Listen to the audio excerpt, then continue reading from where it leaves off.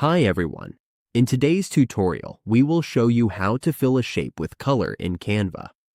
Adding color to shapes can make our designs more vibrant and visually appealing. We will guide you through how to choose and apply the perfect color for your shapes. Let's get started.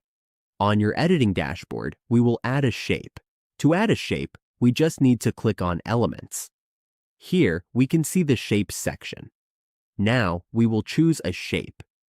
There are basic shapes, polygons, stars, and arrows. Let's choose this basic square shape. As we can see, this shape has a transparent color. We can adjust the transparency here. To fill the shape with color, we just need to click on the color option at the top of the toolbar. Click on it, and here we can choose from a variety of colors like blue, yellow, purple, red, or olive. It will automatically fill the shape with the selected color.